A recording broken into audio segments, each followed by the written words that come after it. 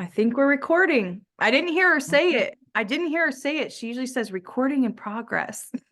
But I think we're recording. Welcome, bienvenidos to all of you to this episode of the Cultural Capacity Podcast, Featured Voices, where once a month we get to spotlight someone who is doing incredible things and learn a little bit more about their cultural origin story. And when we say that, we simply mean exploring what are the norms, their beliefs, their values, some of their own stories of learning throughout the years, and what can we learn from their stories of their lived experiences. So I'm really excited to have another incredible guest here who recently became a published author. The name of her book that she has co-authored is Voices of the 21st Century, Women Empowered Through Passion and Purpose.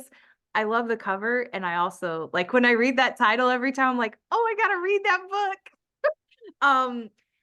So she had just come out with a book, but we also, how we met, and I like to give context. I want to say thank you first to our community here. We have been continuously putting out new content, and our team here at Educator Aid can't thank you enough for hitting subscribe, following our guests on their respective platforms, and continuing to support just the mission of understanding our awareness when it comes to culture and communication, and how we communicate with each other, how we learn from each other's stories. So all of that to say, we are here. And without further ado, I always like to give guests their flowers, Kashaun. And our guest today, Ms. Parker, is no different. We met through National Speakers Association. I recently joined in fall of 2023, and for you all to understand, she's actually the first person that I really conversed with and spoke with at length in National Speakers Association. And y'all know I love to talk on this podcast. I love human interactions, studying them, researching them, learning through them. And we just had a phenomenal conversation that I was very moved by. I was just very impressed by you, not only as a human being, but as a mother, the mother that you are, and just parts of your story that you were willing to share.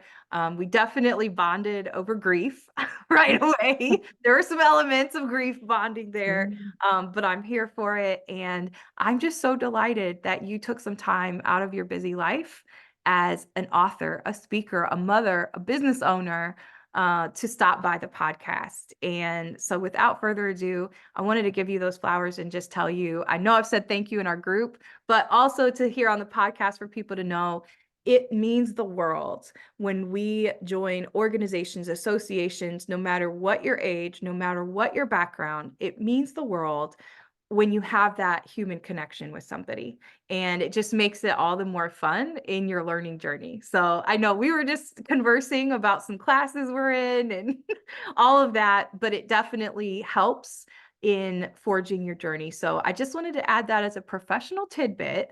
I have found that to be really healthy. If you are looking for new ways to connect with people, you don't have to go online or anything like that.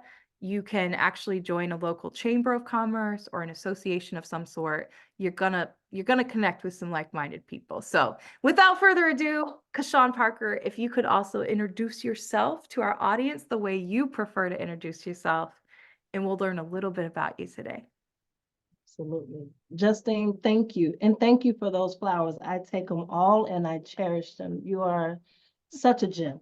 Hello, everyone. My name is Kashaun Parker. I am a speaker, published author, and coach.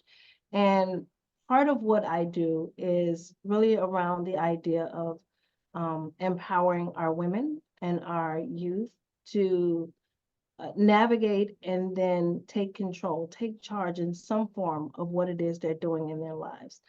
As we are, I'm sure, going to dive into our conversation today, it's really the backbone, the heart, and the crux of what I do, my mission, my purpose, and my give back has been through just the fabrics and the fibers of my story. So I use it as my own motivator and inspiration, and then I teach others to do the same. So I'm happy to be here, excited for this conversation, and yes, let's dive right in. We're here. We're here. So at the end, as you all know, and make sure you always check the show notes, we always share direct links. So we will be linking Kashaun's website, her book. So if you always want to skip to that and you go, I want to see who this is, make sure that you check out the show notes, because that is where we link and we put the person's bio, who we are featuring. Let's hop into it. So one of the questions that I love to ask our guests, and we will start with this, it's kind of backwards design, is getting into the mind of little you.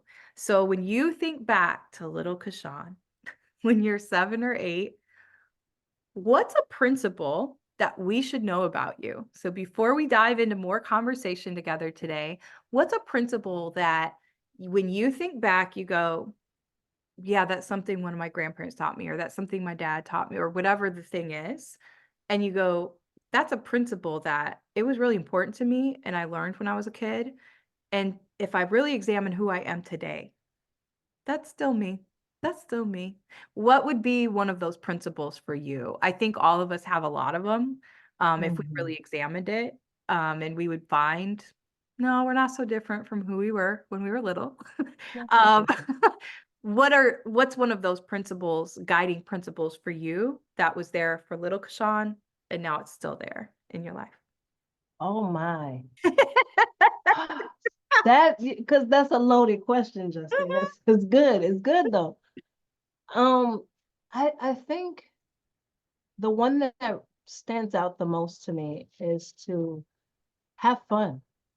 My Mm, guided principle is always around life can be serious, things can get serious, but where are you dancing? Where are you taking the time to enjoy and really have a good time with yourself, laugh at yourself, you know what I mean? And just take the layers off.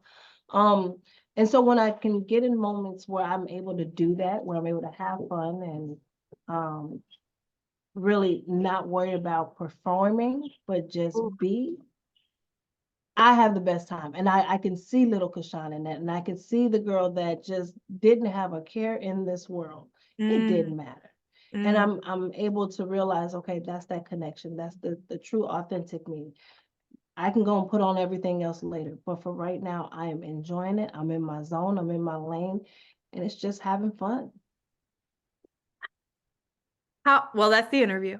So that's it. That's all the advice you need. Um, what? Wow. Okay. So let's break it apart because you're a very talented coach. You're now Mhm. an author, and this is your jam. So if you have people come to you, Kashaun, and I say, how do I get back to that? I've been in corporate, I've been wearing these masks for years, and I will tell our listeners know I tell on myself a lot here. I'll tell on myself with this. When I came out of being in school administration, because of the way how I was trained, because of the settings I was in, they always felt much more high stakes, right? They were often some pressurized situations or being a part of turning around schools, etc. And one of the things is if you would have said that to me probably 15 years ago, I would have felt like, well, no, I have fun. Like I probably wouldn't have been aware, like Justine, you're actually kind of a workaholic and you're driving yourself into the ground and you're causing yourself a lot of problems. I would have been blissfully ignorant to it because I really felt, but this is my purpose and this is what I'm supposed to do. If this is my purpose, then I should be willing to give 15, 16 hours a day. How do you help people through your coaching practices and just your own lived experiences of tapping back into that when I'm there, all the layers are off? Because there would have been a time too in my 20s in particular, I would not have been able to even like look at myself in a mirror and like laugh at myself or say affirmations. And I'm saying that I put myself out there a lot on this podcast. Whoever hears it, you're not alone. It took me years from body issues. I'll say in particular body issues and different assaults I survived. It took me until probably 2 or 3 years ago and doing extensive hypnotherapy to even want to look at myself naked in a mirror. Mm. So I'm going in with it. Let's do I it. use myself as an example because I know for certain many, many, many, many humans go through those same two things of going, I can't even like unbutton this blazer in the mirror and feel normal. I can't even laugh at myself. I can't look at myself naked. How do you help people start with that? Very loaded. You go whatever directions you feel led. But how do you start?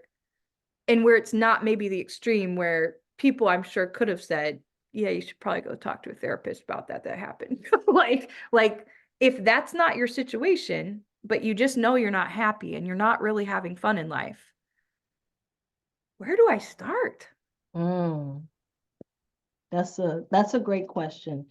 And when I'm working with women, the idea is, first of all, after a couple conversations, you won't even have to tell me that you're not having fun. I'll be able to see it, right?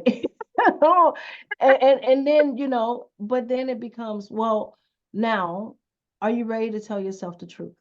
Oh, Are you ready to get honest with yourself, right? And I always tell my clients, I'm not going to take you on a journey that I haven't had to go on. mm, And, for me, Justine, it was literally walking in and looking at myself in the mirror and not knowing the woman that was looking back at me. yep. I've I had that. mean, to accolades, career success, like all of the, Forget the it looked titles and great. what the world thinks they see. Yes. Yeah.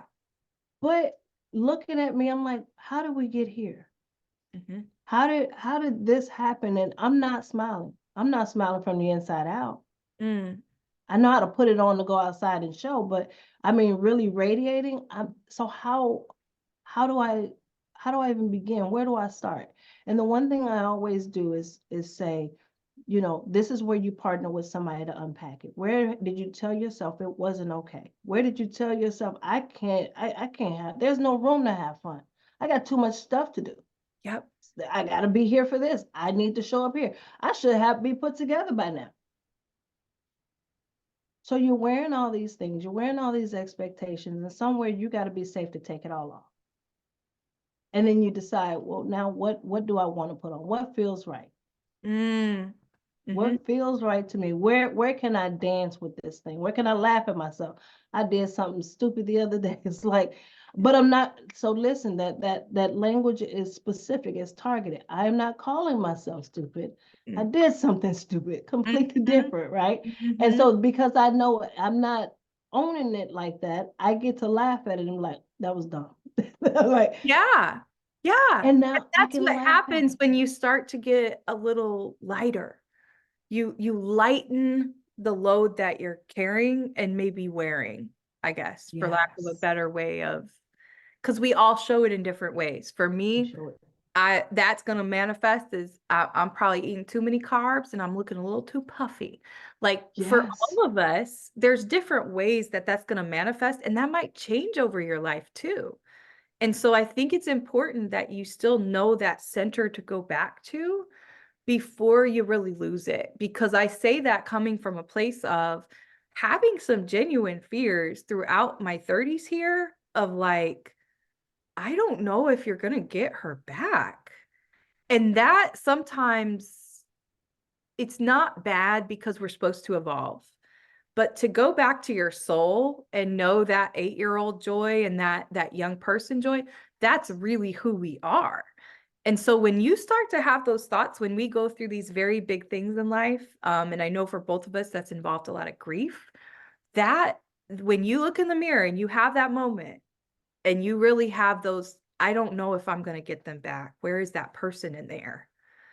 That's probably the time, like it's probably like urgent that you need to maybe talk with somebody or figure that out. Would you and would you also say that? Because to me, it's taken getting to those breaking points and do like just it's probably always an opportune time to work on yourself. it is. But But here's the thing. I think that, you do get to a point where you say, how am I going to get back to that? And or you don't even give yourself the non-negotiable of like, I need to get back to that. Yeah. This for me, this is not for anybody else. This is for me. I know why this matters. I know why, for me, I said to have fun. I'm so much lighter. I'm so much more productive. I'm so like I'm fun to be around because I'm having fun. But when I'm not, oh man, it's a whole drill sergeant. Yeah, me too. It's not pretty. Yes. And so it's like, when you start to think, well, can I get her back? I have every reason. I'm bought in. I need her back. Yeah. I need her in this space because girlfriend knows how to do some things. She is fun to be with. I mean, and she's going to get the things done because here's the result of it is you're always going to do the things that you need to do. Yeah. You're Yeah. going to do it. So Yep. why not figure out how to get back to the core, your core value? Mine is fun. So how do I get back to fun so that I can do it and enjoy myself while I'm doing it? So Mhm. it's not, I'm not negotiating that. I want that. That's a desirable for me. I'm bought into the outcome of it. I want it. But if yours is, what is yours? What is your non-negotiable? I'm Right. not I'm not playing around here. It's not for sale. It's not for trade. I'm getting to this. And then you'll do the work. So then you'll hire somebody. Then Yeah. you'll go in and you'll start talking about it. You'll have the conversations because you understand what you're getting to and it's for you. Yes. Yeah. And I've talked about this on some other episodes too. I can't say enough good things about trying new experiences. And when you go in with an open mind, you also, from a neuroscience perspective, you're going to rapidly increase new neural pathways. That's literally, if we boil down what going out of your comfort zone means. From a neurological standpoint, I have to put myself into an environment that's different than my own. It's different than my daily routine. So the only caveat I'll give is one that you often might hear, which is know your threshold. And to your point, know why. I think when I've tried things in the past that were maybe premature or I didn't see the value or necessity in my own journey, I couldn't appreciate them the same way. I couldn't appreciate yoga the same way in my 20s that I do now in my 30s because I was a different person even up here of and not that I Mhm. don't still struggle with that at times. It's just a different self-regulation that you learn how if you are aware of it. Many of us go through life and then we wake up one day and we go, well, life just happened. No, life does not just happen to anyone. We all have to pull on, like Kashaun said, go pull your little self and say, hey man, hey lady, come on. You're forgetting who you are. And I think that when you have those moments and you're open to it, that's when I've found very, very rapid healing. My caveat is it's tough work. So for me Oh, to sit absolutely. here and try to say, oh yeah, it was so easy to go into hypnotherapy and do a past life regression and for 3 hours. No. And then to do the audios where you're retraining your brain every night. So you're not thinking of yourself a certain way because of something you've gone through.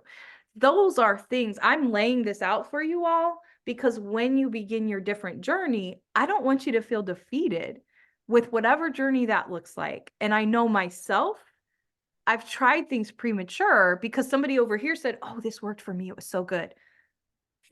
Well, that didn't work for me. Not at that time. So that's the other need of how do you what advice would you give to people who are also searching for that? So maybe they've already identified, I need to go get that little girl. I need to go get that little boy. I'm getting too far away from who they are. When you are aware of that and you say, I'm open, from there, if I'm open, I'm aware that I have some things maybe I want to work on, or there's one thing I want to work on. I encourage people one thing at a time, but Yep. because it's a lot. But if they say, I don't even know when you say personal development and these journeys, right? Like this is all new to me. If somebody's there, but they're primed to it, what would you advise then? Like what is the key to staying consistent? Because I also see there's huge waves of many, many people who are realizing I don't have the life that I want. I'm not happy. And I know I need to do something about it, but I'm maybe not sure how to do that. but they're aware of it. So there's a difference, I think, in journey when you're aware of it, but then still feeling stuck. What if I'm a person who's aware of it?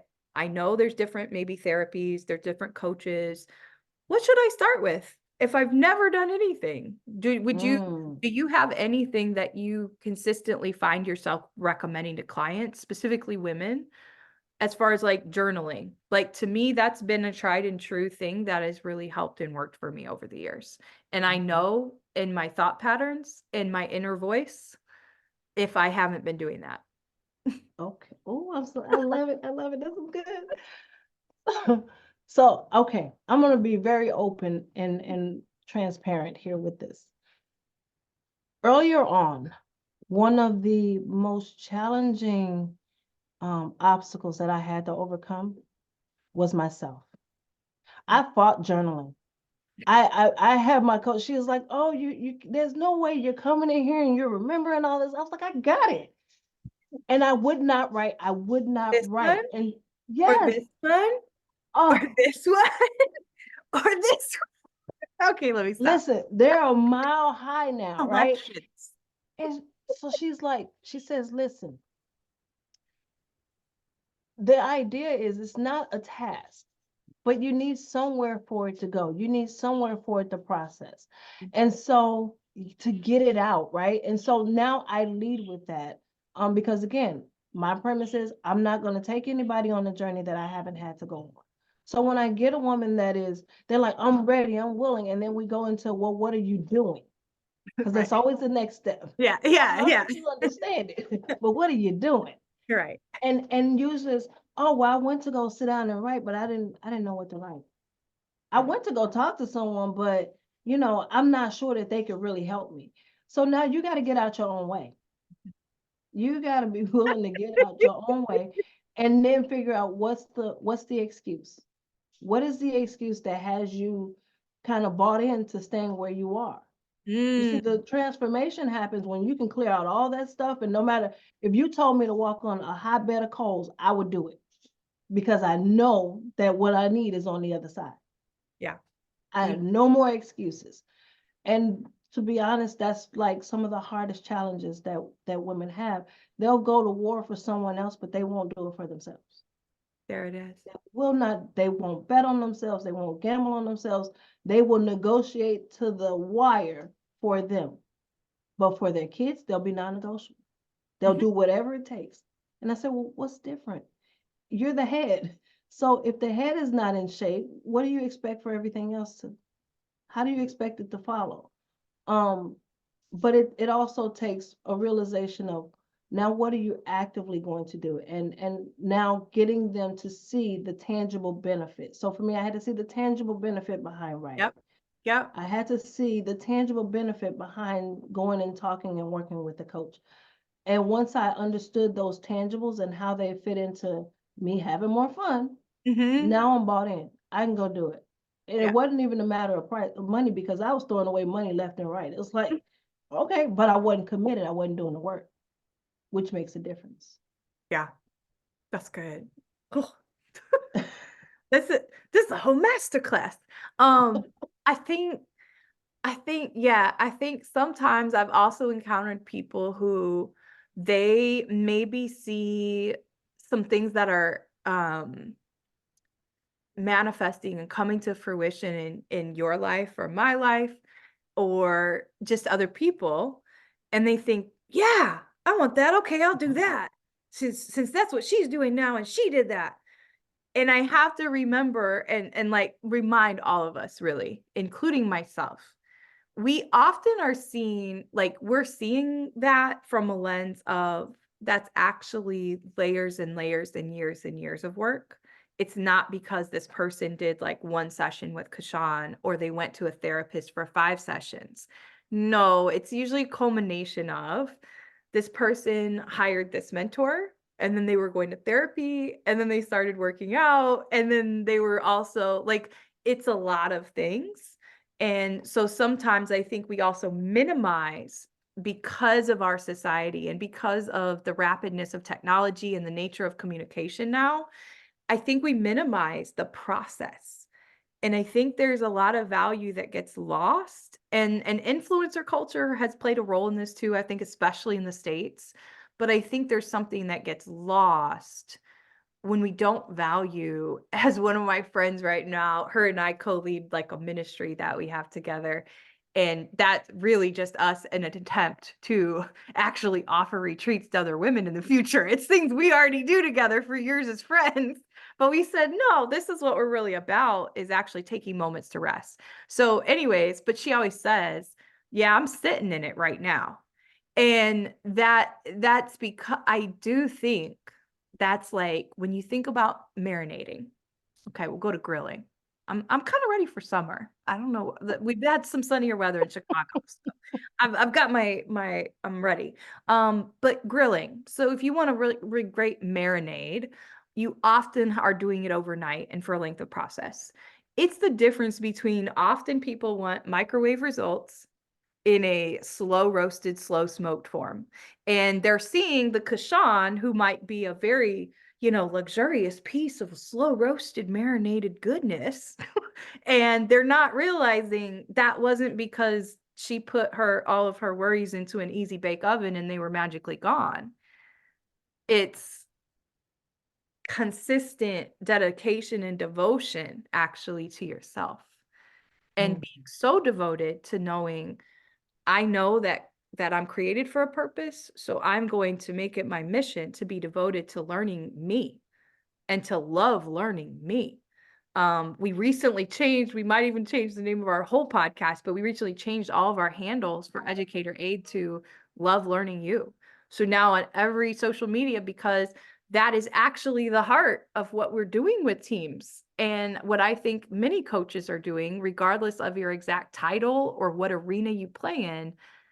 I think there's just this pressure right now because there's so much that's so fast in our world, and there's a lot of people who don't understand, just because you watched a TikTok therapist for 2 years during the pandemic doesn't mean you know everything about narcissistic personality disorder and that you can diagnose other people in your life and they're all the problem and you're not.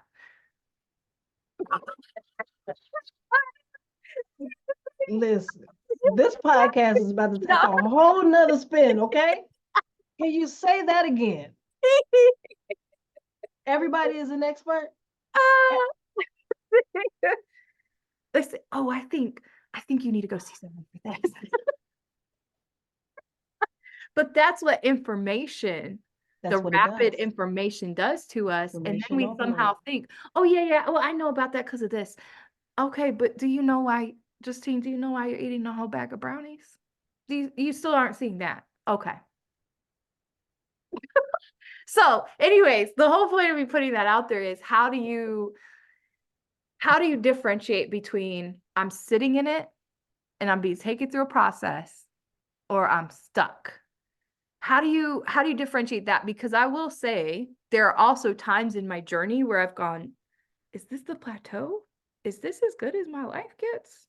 But I think those are good questions to ask. By the way, I'm putting that out there because I don't want people to feel sorry for me. I'm not a victim. I have wondered that, because you do go on these rabbit trails in your journeys of life that you go, am I on the right track?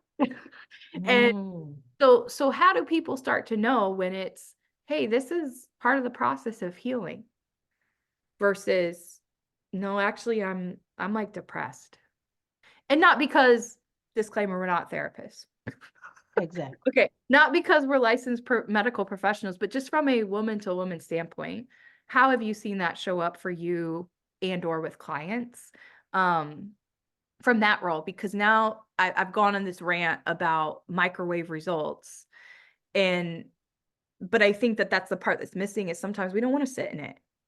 We want, well, but I went to a therapy session, I should be happy all the time. And that's human nature. I think part of that's human nature. Yes.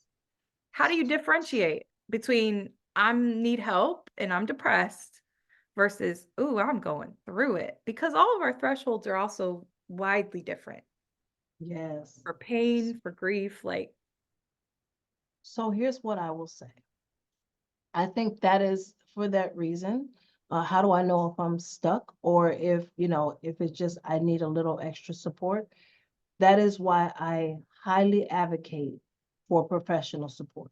Someone that is licensed and trained and they have done the work to understand, and it might be the coupling of the educational standpoint and the experiential. They've had to walk it so that when they hear it and they see it and it's showing up, they're able to now very lovingly, very supportingly say, listen, I think you might need additional support. This is one of the conversations that as coaches we have a lot. I Yeah. think you need additional support. And that's not my wheelhouse. That's not something that I help you with. Let me connect you with someone that could help guide you through it. And you get the added benefit of continuing the work that we're doing here, when you're ready to pick it up. But that's the difference between someone that is not the the Right. insta professional, but Right. the one that is actually, kind of done the work, done the due diligence to learn the craft of it. Before I even started practicing coaching, I told my coach, I said, I want to make sure that I do my own work to understand what this platform is about, Mm, because I owe it not only to me, but for those that I'm going to serve. And right. I went out and I just got credentials and I started to do the work. I started the work because it matters. Yeah. It And it really when matters. we encounter things that you might see us try in our firms and our practices, that's because we valued it enough in our own journey to say, this was monumental for me. So I have no Yes, problem trying to teach clients about this and share this with them, but not exactly. because that has to be the thing that works for you. I think there's some standard processes and approaches people can employ, but I think at the end of the day, the more that we can continuously go back to, nobody is going to know you or arguably love you or care about you the way that you can love you, know yourself, or care about yourself. And it doesn't matter if you have the most beautiful marriage in the world, the most beautiful, loving parents, that's great. They're still not going to, like, we're still beholden to knowing ourselves the best, and that is our responsibility solely. And so if that requires you extra support and you're a complex person, which I think everyone is, and we've all Yes. been through a lot of experiences in life, then that takes some time and devotion. And you have to be okay with it. So where that has, I know, has been challenging for me in my own journey at times is when I haven't been very loving to myself. So that is harder when you're not in a loving space toward yourself, because part of my really tough realizations that I've had in some of my work over the years is going, you will only allow yourself to be open up to love so much because you really are judging yourself all the time. Like I had to realize that not only was I feeling those feelings and projecting them onto others, I was ultimately being the worst critic and judge of myself. And that when you do identify that, even as jarring as that can be, and you go, but I don't think I'm that way, I don't want to be that way. Yeah, we're all that way. Well, And also, you don't have to. Like when you recognize it, it's if you choose to sit and stay and say, well, I'm not going to change that about me. But when I mm-hmm. started realizing, no, I'm actually the worst to myself, that was a game changer. And that's also the tough part of it, because you have to be willing to say, and then look back at the mirror and say, that's you too. You're not just all these good things that you put on LinkedIn. That's you Mm. too. And that is actually the hardest part, I think, is admitting to ourselves the things that we need to work on. Oh, absolutely. Absolutely. Um, because we want to come across as being a certain way, right? We want to come across as put together. And then when you gotta, sit yourself down in the seat. And I talk about this, I think quite often, in my circles, because one of the hardest things that I did have to do or get to do was to sit down and have that conversation with myself and say, things are happening. like this, it sucks, and be brutally honest. Yeah. But and then at the same time and say, but look at your experiences and look at your outcomes Mm, and look at the experiences of others that you say love, and trust, including you. And how's that all that lining up? And just really, I think from that standpoint, it allowed me to understand myself, because I think that sometimes we go seeking validation and approval from everybody else, and we mm, haven't sat in with ourselves to give it to ourselves and say, no, I get it. I understand. And everything that you're doing, it makes sense. However, it's not the best course of action. yeah. Yeah. However, you wouldn't allow someone else to come in and talk to you that way. So why are we doing it here? You wouldn't allow somebody to get Right. in your face and say half the things You that you wouldn't say even to ever yourself. talk with them again, probably. But yet you'll sit there and you will trash yourself, and you think, okay, I'm doing it's just jokingly. Let me tell you something. You're keeping track, you're keeping record, and slowly but surely you're putting that stuff on and you're wearing it, and it's a programming, right? And so I think the value add in that is, don't say anything to yourself that you wouldn't allow anybody else to say. Mm.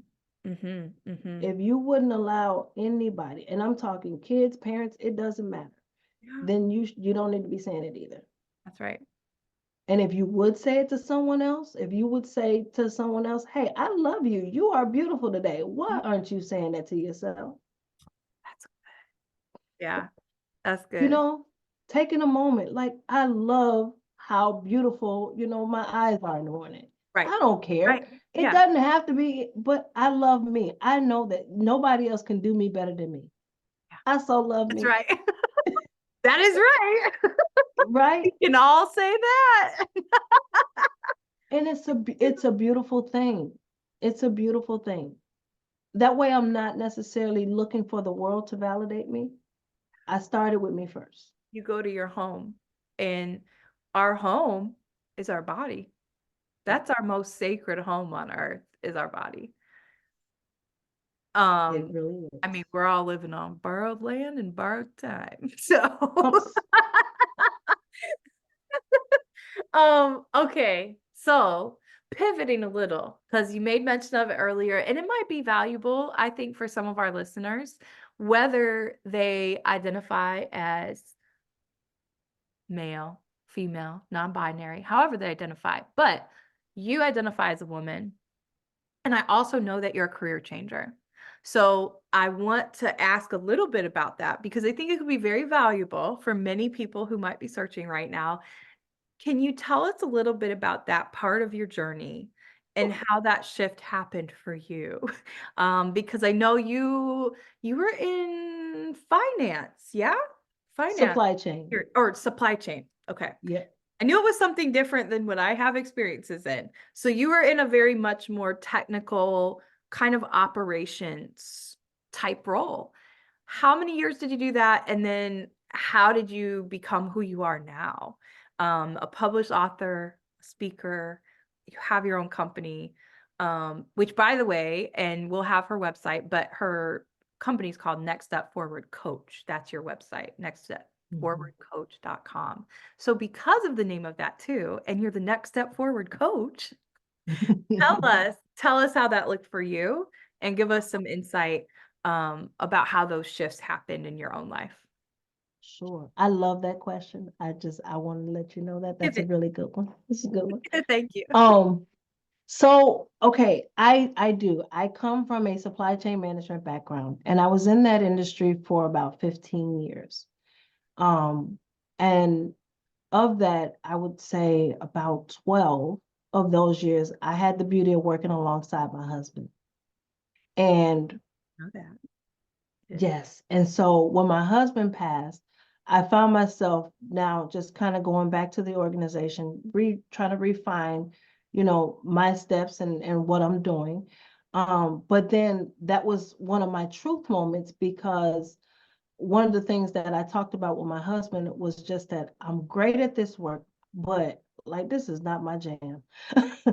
and what that would look like. And now entrepreneurship at this point still was not in the cards. I knew that I loved, leading, directing, and then motivating and inspiring others. That's all I had.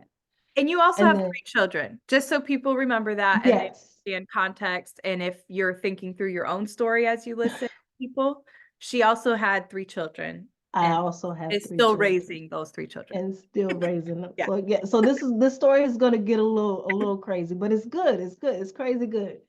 And so, my husband, he ended up having a car accident, and the car accident deemed fatal. It turned fatal. And so I'm looking at the organization and I'm looking at the response and and I'm just like, is that really what I want my legacy to be? If Mm. something were to happen, I'm just a number. They had another body in my husband's seat before he was even pronounced. I'm looking at he would give himself tooth and nail. I mean, work to the bone and just Just replaceable. nothing to show for it. And so I'm like, I asked myself the question, what is it that I want my legacy to represent? What do I want? And I think that was the first time that I started to really look at me and started that journey inward, towards getting back to fun, towards just throwing away everything. I had the titles, I had the money. I mean, it was good. I had It's no through- reason, But no incentive. it was through wading through tragedy. Exactly. Then this pitfall hits, and I'm just like, holy crap. And then I say that was my moment. I believe in God, you believe in whoever you want. But I said God just presented me with the alternate scenario because a couple years after my husband passed, my company announced that they're going to close. And then like, okay, well, here, we love the work that you're doing. You're extremely talented. We don't want to give up on this talent. Why don't you go and see if one of our other branches could suit and serve you? So they actually flew me to other locations, me and my family, to go and see if it fit. And then I'm thinking, but hold up, I'm a single mom here. All of my family is here in the Midwest. That does not make sense. Mm-mm. I can't do that. And I just didn't feel it. I didn't. So Did I you knew feel, then. just a curious question, Mhm. did you feel like they were trying as a company that they were actually trying to do everything possible to continue to support you, partly because of what had happened with your husband? Do you think there was some semblance of they were being human, or was that more truly because they really It was needed the your help? skill. It was the It skill. was because they needed your help. That was Yeah. just a curiosity question because a lot of places of work, they do not know how to respond with grief and tragedy. Oh my gosh. So That sorry. was that was a I was just whole no. curious. Yeah. That was a whole learning curve. So, and I mean, and that's a lot of that is my own personal belief, but I don't think it was as much as them responding to the grief because at this point, we are about 2.5, 3 years post accident. Okay. So So, that happened. they're moving on. And so it was really, you have this talent and this skill, and then I'm selfless by nature. So I wasn't just kind of holding it in. It was let me purge as much of this as I could do to help the entire team. And they're like, we Yep. need this. And I understood it. I Yeah. understood it. But I also told my husband, I said, look, the only way I'm leaving this job is they're gonna have to pay me to leave. Like we would just say it jokingly. And so I'm sitting there, I'm like, okay, I guess they're paying me to leave. Okay. All And right. so I said, where else am I going to get another opportunity like this? Where I really have to sit down and take a look at what's in front of me. And so when I did, I said, you could absolutely go, you're going to be fine. But what happens if you stay? Now your whole thing, my whole premise, when I would do my development with my team was bet on yourself before you go and find anybody else to bet on you. You make sure you're front of the line for that. And one of my then employees came to me and they said, well, Kashaun, so listen, you tell us to go and bet on us, but what are you doing? And they put Woo. me on the hot seat, and I was just like, okay, listen.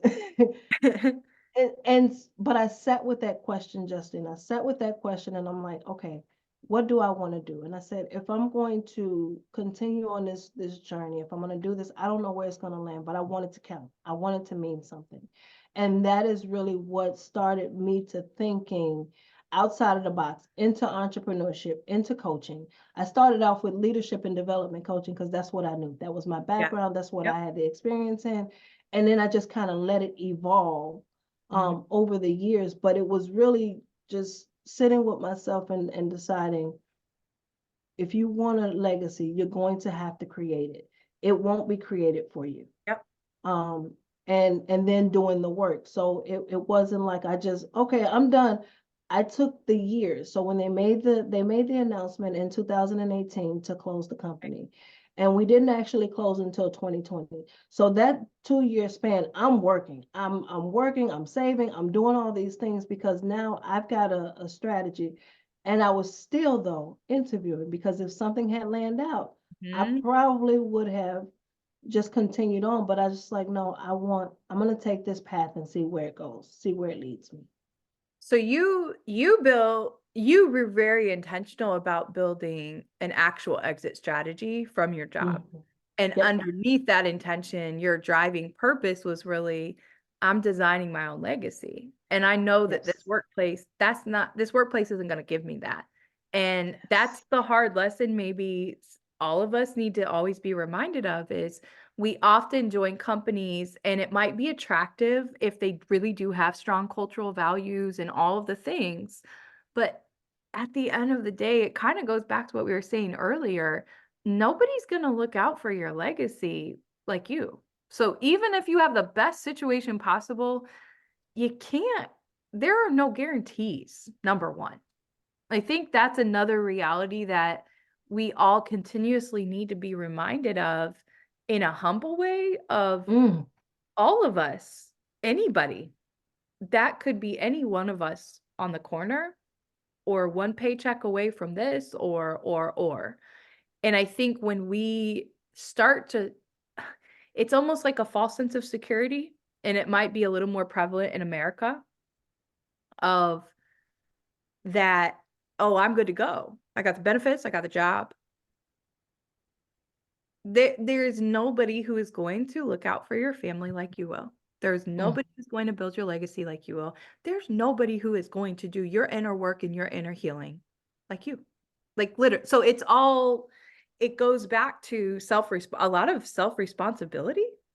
Mm-hmm. What I think a lot of healing work is actually about is actually just self-responsibility It and is. not finding a way to place blame on a company or a person or not that people don't do bad things. There are you can, like you said, you can recognize a name. The way how this company handled this is just shady, or they lied, or they cheated. No, you shouldn't do business dealings with people like that. But also, those are people who, that doesn't mean that that's their only thing about them. And Mm. I've learned that even just in business partnerships, right? People do things that are in their own best interest, and they are not going to think about what matters to Kashaun or Justine. They're not going to think about their legacy or their children. They're thinking about themselves. So sometimes I think those of us, and especially usually I have found it to be more male female dynamics.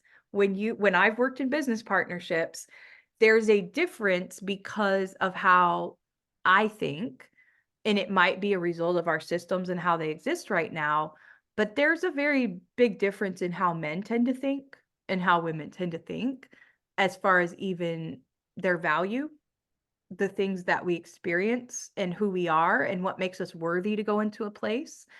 Um, does that come up for you with coaching with any of your clients? Because I felt I accumulated a lot of masks, especially my 30s going into entrepreneurship, because I had a lot of dealings with men who were like 20 years older than me in business. And so when you also realize that you're being perceived a certain way, you do move differently because you need to do what the client needs. And I don't mean that of compromise my own values. I mean that of, I think that because you said this at the beginning, women tend to be more selfless and put others' needs, and like you said, you're building this company, we throw ourselves into that. I don't know that that is the nature of a lot of men. Not that they're not givers. I think we have different roles. Mm. And that also, by the way, if you're non-binary, I'm not discluding you. I'm not excluding anyone. I'm saying that typically how many of us are programmed to behave as women, and I think how when men behave, and in the workplace in particular, I still think it's vastly different. And I don't know that we even maybe realize that in society. Like men come into meetings. I didn't start learning this till I was more in entrepreneurship, and I was working with a lot of men. And I realized I actually have a lot of masculine energy, which isn't bad, but I was also adapting to how they would interact, and that actually isn't who I am. So then you're still masked in a way because you're kind of playing a game. But how do you see that come up? Because you made mention of that. It's definitely something I've seen in myself that I don't see in my partner, who's a man. And it's not a problem for him to prioritize himself. And I'm not saying that to be facetious. He's a very giving, generous person. Mm. But my struggles with it are very different than his, as far as saying, oh, okay, I'm okay. I feel I did enough, to help that person or that company or whatever. So I think my answer to that question is really the pre-programming. Mhm. We are trained. We are trained early on to be considerate, to be kind, to be all things feminine. Don't be mouthy, but if it's a man, speak up and be bold. You understand? And so we were given permission when we were having different feelings. We received permission to express them, right? To tap into that and explore what it is. And when we get into, the masculine side of that, the first thing we tell them is men don't cry. Men, don't worry about that. What needs to be done? And Mm, the thing that has made this more prevalent now is I find myself, or I found myself, realizing earlier on in the transition after I left my career, how much of that masculine energy I had taken on. Uh, Crying, what we don't have time to cry. There's no yep, time for tears. What do we yep, need to do? same. It's almost like I had to give myself permission to start crying again. Hmm. And but then that tells me too that it's learned, right? So men can do it, if they're given the space and the freedom to do so. But Right. women can also get to where they are very structured and fully developed in the space of, just the action detail, or because there's I am that very type A person. I have it. It's like sometimes I got to tone it down, like Yeah, me girlfriend, too. wait. But I think that it is a conscious balance that needs to happen, right? There's nothing wrong with either of them. They both serve their purpose. Mhm. But I think that, to your point, as women, we're bred for it. Like we're bred to get in that space of being creative, and you play and you do all this where they're trained. No, you're gonna go help, you're gonna go work, you're gonna and so that structure is built earlier on. So to ask them to shed that and put it where What and other do way what is with there it. of being? Because you think about it, even no, I mean, I'm picturing this even as you're saying it, like how little kids play at school, even if nobody ever told them, but somehow, whether they saw it on TV or they saw it in their home, but you instinctively see that difference because even how boys play often. And again, we're not dismissing if you identify outside of those realms of gender, it's that we all have these energies in us and we're all going to have a different balance of them, and it's something to be aware of. But I will say there's a big difference between how boys even play. So when they're playing, what are they doing? Well, I got to move this dump truck. We got to do this. They're building, they're doing. So Yes. it's really in you. And usually the girls are playing with dolls and they're playing house and they're playing cooking. What did I used to play? I used to play teacher and I used to play cashier. Me too. Right? Because that's also subconsciously, and we know this from like implicit bias training and all that kind of stuff, subconsciously, because that would have been what we saw our mothers or grandmas do. So even if we saw otherwise, or you have the examples which are beautiful and are necessary, and yes, we need them of all shapes and sizes and colors, it still is going to become ingrained by what you mainly see in your home and usually like in religious institution and school. So whatever narratives are reinforced, even if it's subconsciously or subliminally, you're going to notice, even if you're a girl, and I tended to be more of a tomboy and I wanted to play more sports, I still always felt self-conscious about it, because even in 5th and 6th grade, because I was becoming more developed than even a lot of the other girls, I was taller, I was more developed, and I would be aware of my dad saying, you when you get older, you're very beautiful. Little boys, they're only looking at certain things, right? And from his lens, he's looking out for me. He's teaching me, like, hey, don't be naive about things. But at the same token, then, what am I worried about when actually I was an incredible athlete? I was great. I worked really hard. But at recess, I'm worried because now, and I can pinpoint this. I've done a lot of work on myself and why I think certain ways and all these things. I pinpoint it to, I was able to usually go out at any given recess and beat the entire grade level at basketball, like knockout. But then because I started having crushes on boys and no other girls were really playing basketball with the boys, what do I start getting aware of? Well, these girls are talking about me. I'm not playing this because I actually like these boys and I'm trying to be close to them. I'm playing it and stuffing him because I actually love to play sports. I Mhm. wasn't having these feelings of like, oh, let me box you out. Like, it wasn't like that. I'm like 11 years old. So when I think back, though, that's when I became aware of it, because I would go, oh, well, I don't have any little girlfriends or they don't want to play with me, but I like making bracelets too. So you are then met with, even if, right? So as much as even I'm in this realm and I do trainings, especially with schools, even as much as we want to say the inclusive language, which language is always rapidly evolving, we always need to inform each other if we prefer certain things. Just my opinion. Nobody's going to be inside your head and know all your preferences. Say it again. Okay. But that's a whole other thing where if we think dismantling the construct of gender or any of these things that are human created, it doesn't take away that we are people and beings that do what we see. So it doesn't, you could take away all the language and verbs and terminology that you want, but there's still going to be those gravitations and things that you notice, because that had nothing to do, it had everything to do with me becoming aware of the fact that at that age, I had started my period. I did have crushes on boys, and I knew that boys had crushes on girls.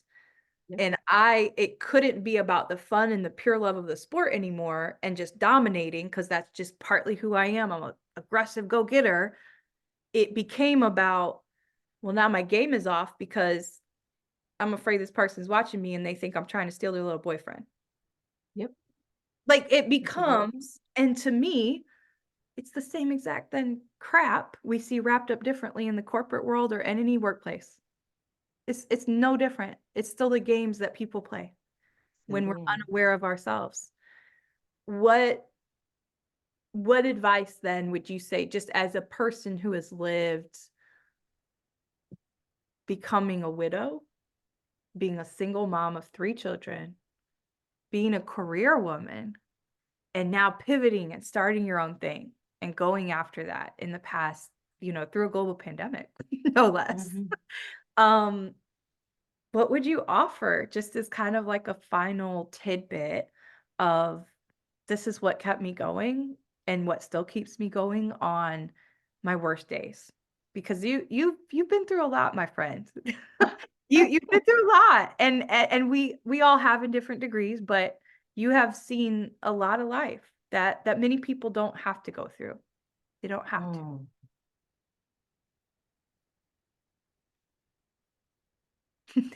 You're like, it's not that's just a one good nugget. one. No, so you have the best questions though. So the advice. I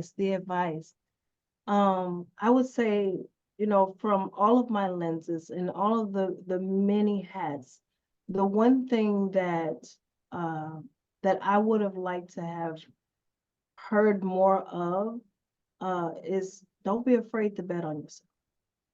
Mm, And, that means a lot of different things to different people. But for me, it would have just meant that, I have what it takes. And even though life has, handed a lot of very, you know, outrageous scenarios, overall, though, there's more going for you yeah. than that is coming against you. And so just keep going. And I'm hearing it more now. But it's the thing that I would tell anyone if they're sitting in there, they're thinking, this corporate career is just, it's not working for me. I don't know where to start. Go bet on yourself. What would it be to bet on you? Don't worry about anybody else. What would it mean to bet on you right now? Right now. I just lost my husband. I don't know what I'm going to do. What would it mean to bet on you and say, I'm not going to let this thing get the best of me?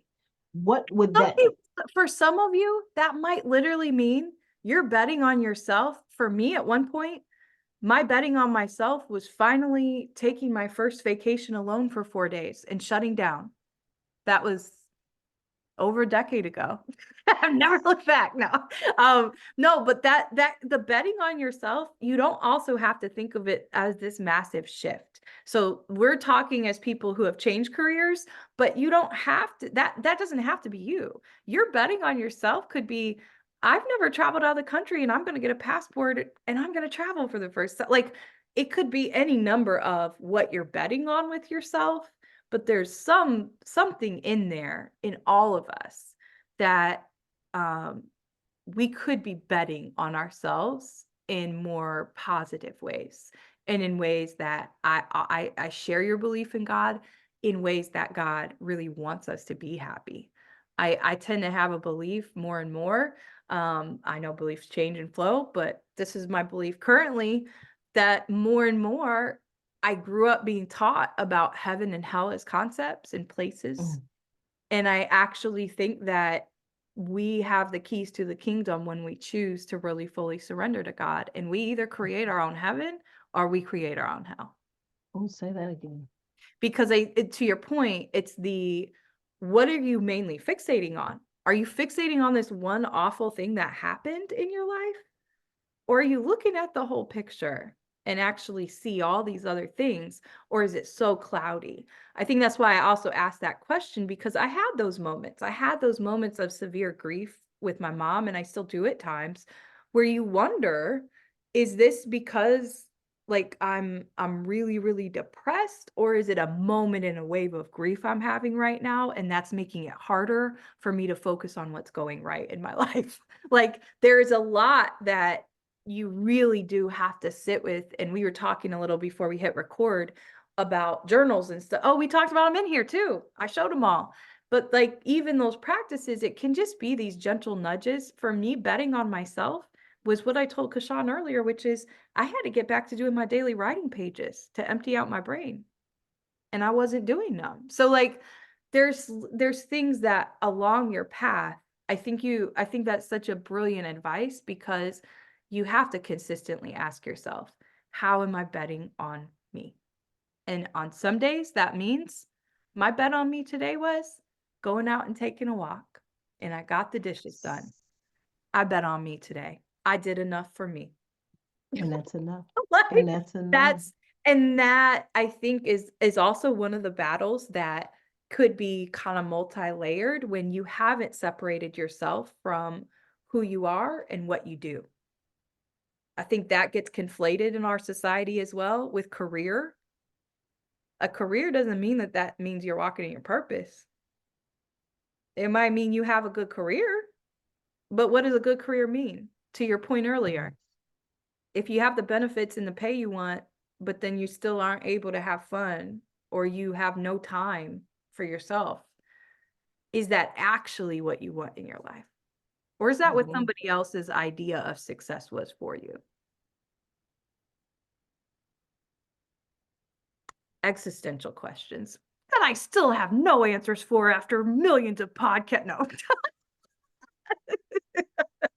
it's the being and knowing that the people I get to talk with, that we're not alone on the journey. And so Absolutely. I hope anybody listening, I hope that you experience that as well. What I do want to ask you, I know we've been bantering a while, but I want to ask you before we close out.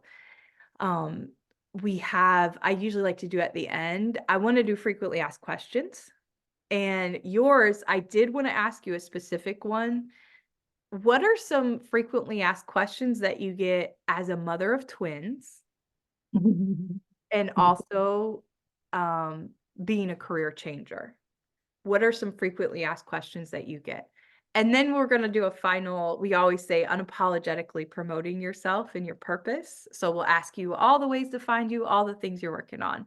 But tell us what, yeah, that question, the other question first, what that looks like for you as far as Okay. frequently asked questions, being a mom of twins, and then also being a career changer. So I'll start with the being a mom of twins.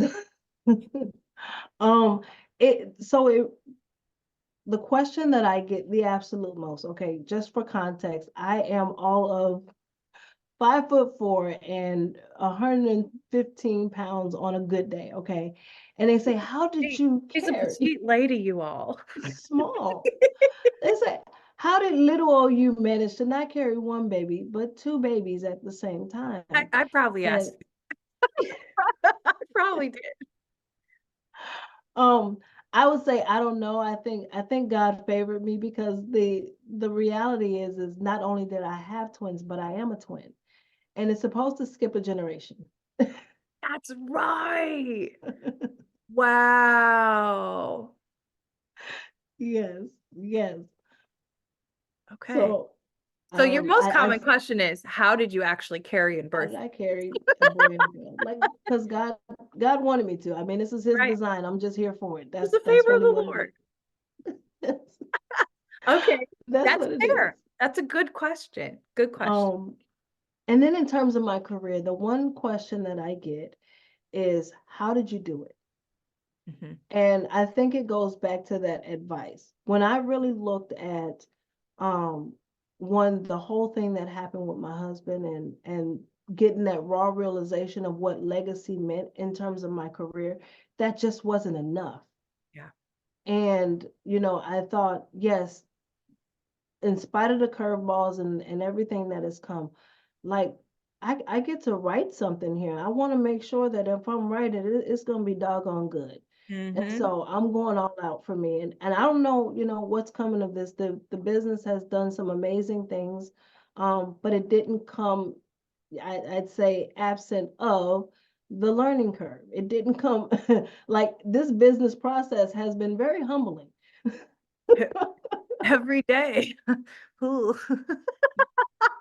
So, I just say, if you're looking for something to get into and you think it's going to be easy, you're going to suit sell. I don't think I would say this is not for you because there's always No something. overnight success. There's no such It thing. is not, I Overnight. don't care what the Insta world tells you. So, just, I say follow your heart. Your heart knows the way. It always does. Mm, And just be courageous enough to do that, even if you can't see. Sometimes I can only see moment by moment. I can't see the entire picture. yep. But I give myself that permission to say, okay, let's go have fun with this. Let's see where it goes. Mm-hmm. Mm-hmm. And I play with it. I play with it every day. She goes to her 8-year-old self, you all. That's her secret. She says, "How am I gonna have fun?" How am I gonna have That's fun? that's her $1 million secret sauce. So let's talk a little bit unapologetically living out my purpose. Where can we find you? What are some other things you're working on? Let me do my screen share thing really quick, my nerdy screen share thing. This is her website, you all. So we will link this in the show notes, but this is her book that recently came out. So you guys have a visual. And she is part of these wonderful organizations that she has certifications in, etc. You can see all the things. What else are you working on besides being out and promoting your book, which I know just released in February? Yeah, so actually excited. So I have a couple of things. I'm working on my new academy where I am partnering with new and aspiring entrepreneurs to they're going to learn, what it means to go in business those first 5 years, what to expect and how to navigate the terrains of that. And then I'm often asked, how do you get beside yourself good enough to go and speak?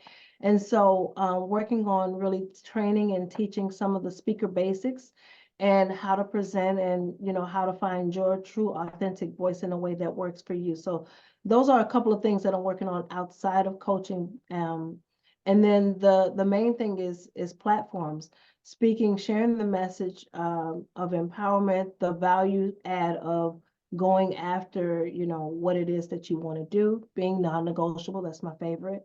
Mhm. And then, just spreading the message that the journey isn't supposed to be easy. It wasn't designed to be easy. It's designed to be possible and just showing people what that possibility is and how to get there.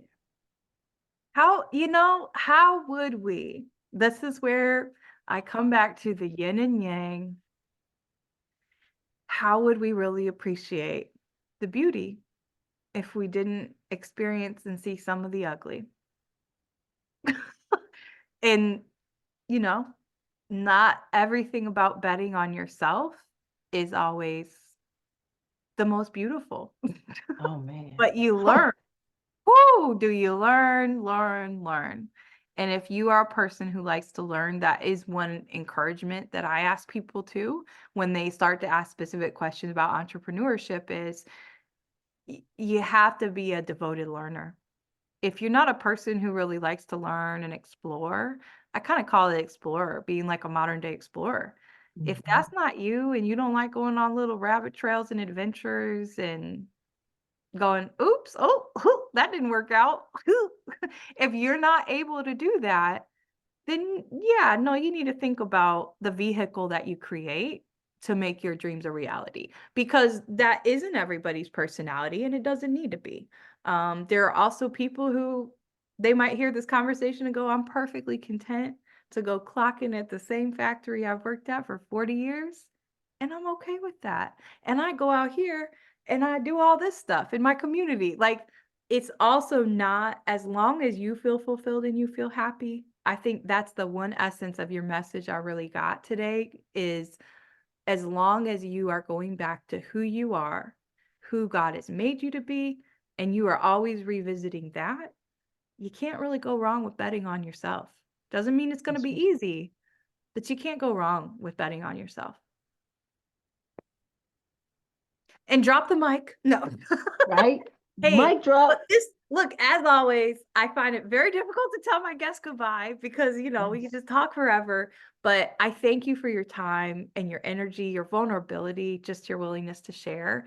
And I'm so glad that you all, the subscribers, our guests, who we get to sit down with once a month and have these conversations, that you get to be here and you get to meet another person virtually that maybe you wouldn't have known about. And maybe you wouldn't have known that there's somebody out here with a coach with these particular experiences that just happened to be here. So I hope that you found value. And as we always say here, let's continue to get compassionately curious together. Take care, and we will see y'all next time. Thank you so much, Kashaun. Thank you. Thank you.